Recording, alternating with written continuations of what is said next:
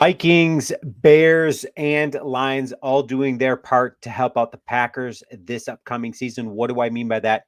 Before I jump into it, if you like the content, hit that subscribe button. Also, before I get into it, I want you all to leave your comments. Who do you think the better quarterback is between Brett Favre and Aaron Rodgers? I've always been super curious out there what everyone's opinion is, who they would rather have as their quarterback. Couple of the all-time greats. When we start talking about Brett Favre and Aaron Rodgers, especially in Green Bay, but in the NFL in general, who would you rather have? Leave your comments. Let me know. Okay, so what do I mean by the Vikings, Bears, and Lions all doing their part to help out the Packers? They all remained relatively quiet on the free agent front. Okay. I think that that is a very good thing. I also think that that's going to help out the Packers this season. Why do I say that? Well, a couple of reasons. When you start taking a look at the Bears right here, the Bears, it says right here that the Bears are going to do a full quote unquote evaluation of quarterbacks in the upcoming draft before deciding where to trade Justin Fields. I find that super ironic because polls said that he wasn't shopping Justin Fields. Okay, so was that the case, or could he just not get much value for Justin Fields? I guess time is going to tell. What are they going to do with that number one pick? Are they going to take Caleb Williams? If so, that certainly, changes the dynamic of the division. I also keep hearing rumors that the Bears are going to be trading that pick to move back to the 11th slot to the Minnesota Vikings. The Bears don't have a second round pick going into this draft, so they're looking to get a second round pick. Minnesota would be that team. I've heard that Minnesota is willing to trade their 11th pick, a second round pick, and a future first round pick for the Bears' number one pick this season. Obviously, Cousins leaving Minnesota leaves that a super vulnerable spot hanging over the Minnesota Vikings, just from a quarterback standpoint. So Minnesota is going to be looking to draft that quarterback. Do they feel Caleb Williams is that guy? If so, they're going to be all in on trying to get Caleb Williams. I happen to think that there is a quarterback or two that I feel will be better than Caleb Williams out of this year's draft class, but neither here or there. That being said, what are the Chicago Bears going to do with Justin Fields?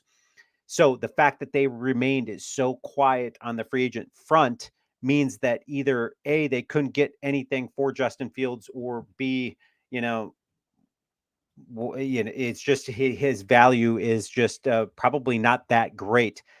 So that's good news. Also, good news that the Bears didn't sign any wide receivers. They let Mooney go. Mooney is gone. So literally the only receiver pretty much in Chicago right now is DJ Moore. Okay. So whether Caleb Williams goes there or Justin Fields stays at quarterback, DJ Moore is the only guy everybody's throwing to at the moment. Komet's still there, but at tight end. Anyways, let's move on from Chicago. Chicago remains relatively quiet. The best thing that they did is re-sign Jalen Johnson. Jalen Johnson's an absolute stud. They retain him. They pay him $76 million. $54 million of that is guaranteed.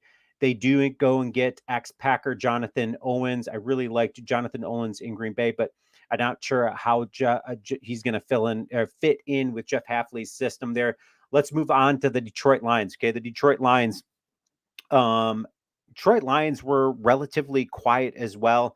The best thing I think that the Detroit Lions did was they re-signed, found a way to restructure Graham Glasgow. Okay, Glasgow was a proven very good offensive lineman for the Detroit Lions. They retained him for relatively cheap, 3 years, $20 million. I was really surprised by that because I think Glasgow could have gotten more money out there. So the Lions hit a home run in re-signing him at guard. But more than that, they signed him at just a great price. But that being said, Bleacher Report gave Detroit a B+ for re-signing Glasgow. They also traded for cornerback Carlton Davis III out of Tampa Bay. So he as corner was a weak spot for Detroit. He's going to add a little bit extra strength there. The Detroit Lions traded a third round pick to get him. So that being said, I'm kind of they remained relatively quiet. Brad Holmes, he's a very good general manager. Everybody knows that. So I'm curious what Detroit's plan is. I mean, they've already got their team really, but what their plan is for the draft.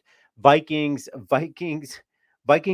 helped Green Bay out immensely because they took a major step back by not re-signing Cousins. Okay, so it's only a matter of time, and the reason why I say that is it's only going to be a matter of time before Justin Jefferson wants out or demands out of Minnesota. Minnesota went in and paid a ton, $76 million for Greenard, edge rusher out of Houston. They got an A minus for that signing. Also to note that the Chicago Bears, I kind of skimmed over that. They got DeAndre Swift, and they got a B plus for that on grading system. So speaking of grading system, how did the Packers do? Packers obviously signing Josh Jacobs, surprising a lot of people out there. By doing so, they offload Aaron Jones, but 4 years, $48 million deal.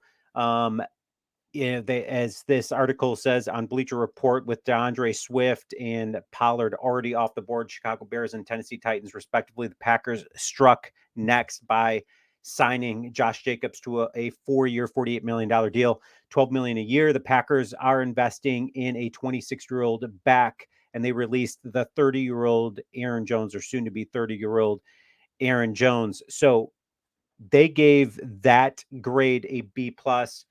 I actually agree with that. I think that was a B plus signing, which is just under a minus when you really break it down. And the only reason why I say that is just because all the miles that are on Josh Jacobs' legs. I'm hoping that Gutekunst looks to the draft. I'm pretty sure he's going to be looking to the draft to help out, kind of give some reprieve to Josh Jacobs' legs. So the other signing for the Packers right here, Xavier McKinney, safety. We all know, big, huge signing. This was a grand slam for me. 4 years, $68 million deals. We knew we had to pay the dude because Giants just, I can't believe Giants didn't match that. Anyways, Packers go and do it. Gutekunst hit a grand slam, like I said, with that. Packers defense needed a change. Jeff Halfley is that change, and he is going to build around the safety position. So this was an amazing signing. I couldn't be happier. At $17 million annually, McKinney will be the league's seventh highest paid non-franchise tagged safety. He's worth the price because 2020 second round pick will serve as just a stop at safety. Nobody's going to be able to really get the ball over the back end, I feel, with McKinney back there. That being said, they got an A minus on that signing. I think it was more of an A than an A minus. There's really nothing about that not to like. Leave your comments. Let me know what you think. The Packers, I think, got help from the rest of the division, by the rest of the division remaining relatively quiet. Leave your comments. Let me know what you think. Go Pack, go.